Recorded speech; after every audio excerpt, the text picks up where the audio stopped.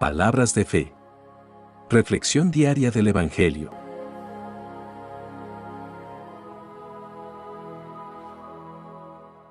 Lectura de la carta del apóstol San Pablo a los Efesios, capítulo 4, versículos 1 al 7 y 11 al 13.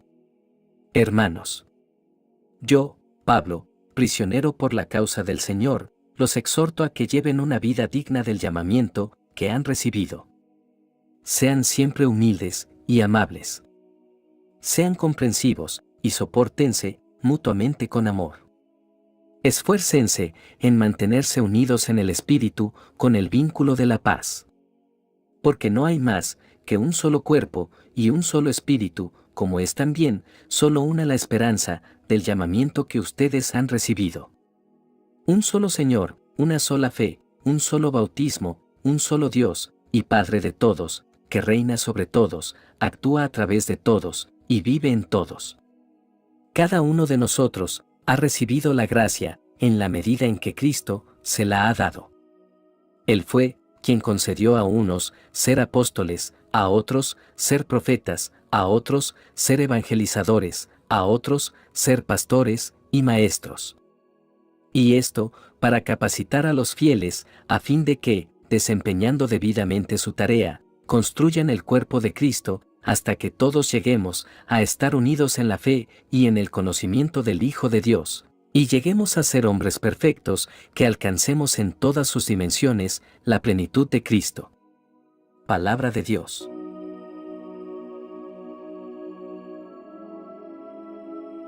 Lectura del Santo Evangelio según San Mateo, capítulo 9, versículos 9 al 13.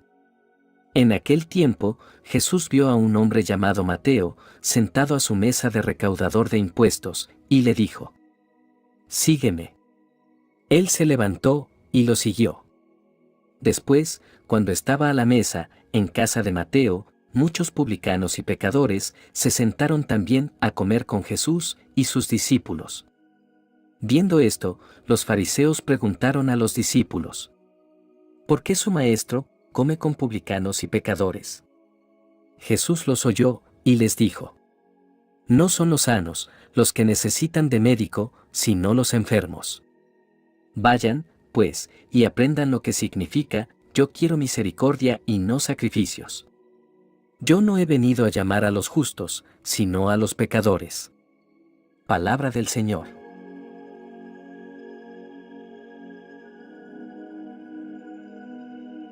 Hoy nos encontramos un día más para reflexionar sobre las lecturas de la Sagrada Escritura que nos hablan de la llamada a la unidad en Cristo y la importancia de la misericordia en nuestras vidas. En la primera lectura, el apóstol Pablo comienza exhortándonos a vivir de manera digna de la vocación a la cual hemos sido llamados. ¿Qué significa esto? Significa que nuestra conducta y nuestro carácter deben reflejar la gracia y la verdad del Evangelio de Jesucristo. Como cristianos, somos llamados a una vida de santidad y amor, a seguir el ejemplo de nuestro Señor. Vivir de manera digna nuestra vocación implica humildad, mansedumbre, paciencia y tolerancia. Estas virtudes son fundamentales en la vida de un cristiano y reflejan el amor de Cristo hacia nosotros. Al vivir así, contribuimos a la unidad del cuerpo de Cristo, la Iglesia. Pablo enfatiza la unidad del Espíritu en el vínculo de la paz. La unidad es un tema recurrente en las Escrituras, y aquí se nos recuerda que como cuerpo de creyentes estamos unidos por el Espíritu Santo. Esta unidad no se basa en nuestros méritos, sino en nuestra relación con Dios a través de Cristo. La unidad es esencial para el testimonio cristiano en el mundo. Cuando los cristianos están en desacuerdo o divididos, el mundo no ve el amor y la paz que Jesús nos enseñó. Por lo tanto, debemos esforzarnos por mantener la unidad en el Espíritu, siendo pacientes y tolerantes entre nosotros. Pablo nos dice que Cristo ascendió a los cielos y otorgó dones a los hombres.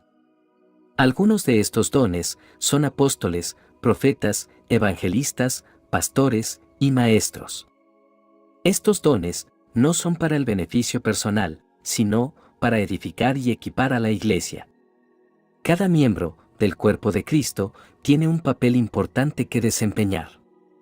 Algunos son llamados a enseñar, otros a predicar, otros a pastorear y cuidar a la congregación.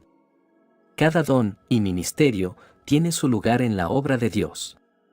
El propósito de estos dones es para la perfección de los santos, para la obra del ministerio, para la edificación del cuerpo de Cristo. Pablo nos dice que estos dones y ministerios están destinados a continuar hasta que todos lleguemos a la unidad de la fe y del conocimiento del Hijo de Dios. Esto nos habla de la madurez espiritual a la que todos los creyentes deben aspirar. La madurez espiritual no solo implica conocimiento intelectual, sino una relación íntima con Jesús. Significa que llegamos a conocer a Jesús de una manera profunda y personal. Esto nos lleva a una fe más sólida y a una vida que refleja cada vez más el carácter de Cristo. Pablo advierte a los creyentes sobre la importancia de no ser niños espirituales, fácilmente influenciables por toda doctrina que se presente. En un mundo lleno de filosofías y enseñanzas, es crucial que los cristianos tengan un fundamento sólido en la verdad de las Escrituras. La madurez espiritual nos protege de ser engañados por enseñanzas falsas. Nos capacita para discernir entre lo que es de Dios y lo que no lo es. Esta madurez se logra a través del estudio diligente de la palabra de Dios y una relación cercana con el Espíritu Santo. El propósito final de los dones y ministerios dados a la Iglesia es que crezcamos en todos los aspectos en aquel que es la cabeza, es decir, Cristo. El crecimiento espiritual es un proceso continuo y dinámico en la vida del creyente. Significa llegar a ser más como Cristo en carácter y conducta. Este crecimiento se logra a medida que nos sumergimos en la palabra de Dios, nos conectamos con otros creyentes, oramos, servimos y seguimos la dirección del Espíritu Santo.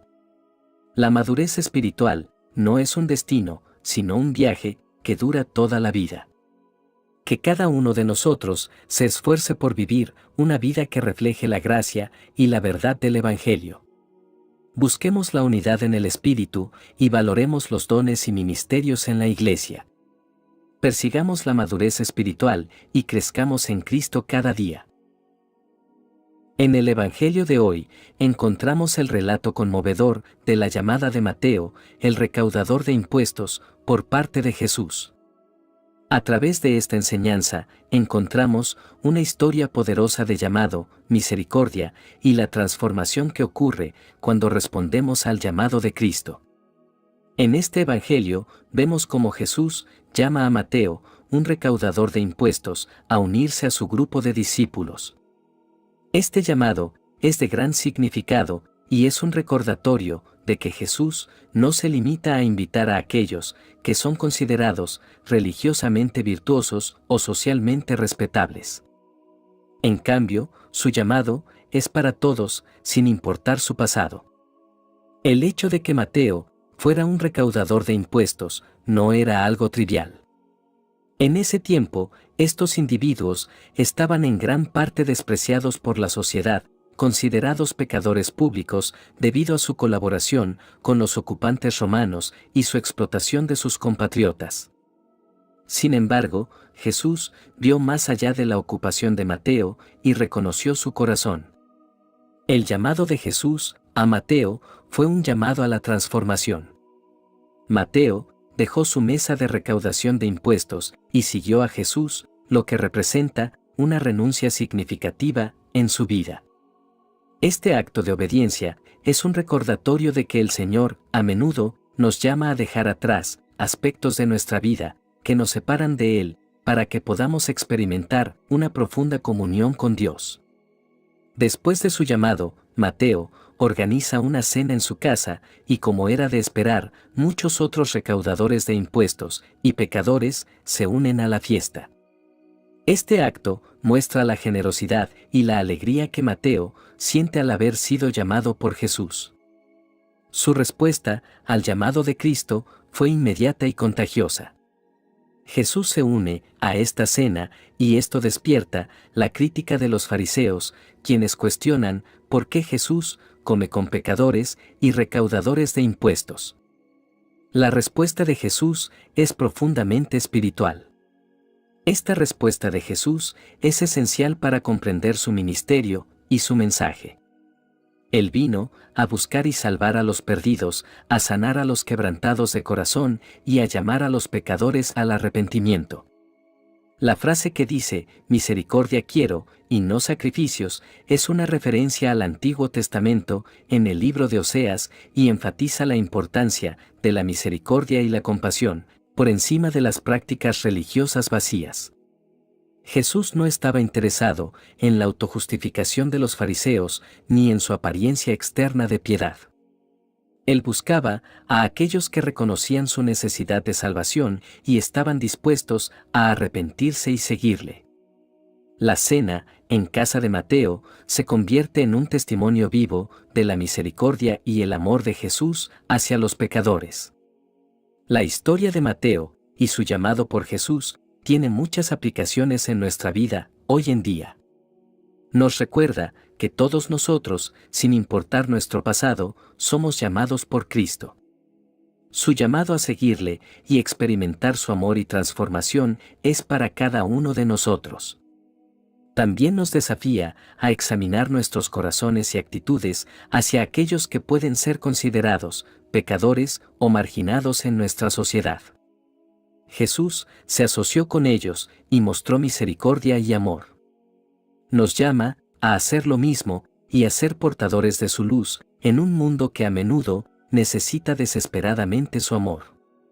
Además, esta historia nos recuerda que la religión vacía y las prácticas externas no son lo que Jesús busca. Él anhela una relación viva y amorosa con cada uno de nosotros. Su llamado es a una profunda transformación del corazón, a un arrepentimiento sincero y a una vida de seguimiento comprometido. Queridos hermanos, la historia del llamado de Mateo por Jesús es un poderoso recordatorio de la gracia y la misericordia de nuestro Señor. Nos muestra que ningún pecado o pasado puede separarnos del amor de Cristo. Nos desafía a responder a su llamado con alegría y generosidad, compartiendo su amor con otros. Y nos llama a buscar la misericordia sobre el sacrificio y a vivir una vida de profunda transformación en Cristo. Oremos juntos por la gracia de vivir una vida de misericordia y humildad. Oremos.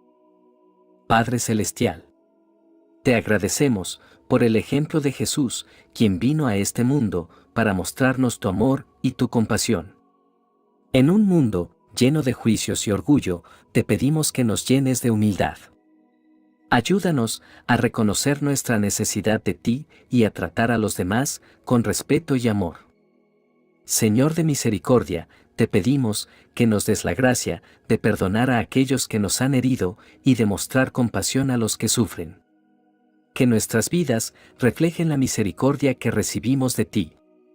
Enséñanos a seguir el ejemplo de Jesús, quien buscaba a los pecadores y les ofrecía redención. Padre amoroso, te pedimos que nos ayudes a ser instrumentos de tu paz en un mundo dividido. Que nuestra humildad y nuestra misericordia sean un testimonio de tu amor. Concédenos la fortaleza para vivir una vida digna en nuestra vocación cristiana, siguiendo las enseñanzas de tu Hijo Jesús. En su poderoso nombre, elevamos esta oración. Amén. Que la bendición de Dios te acompañe en este día. Si te gustó esta reflexión, déjanos un comentario y no se te olvide compartir con los demás la palabra de Dios.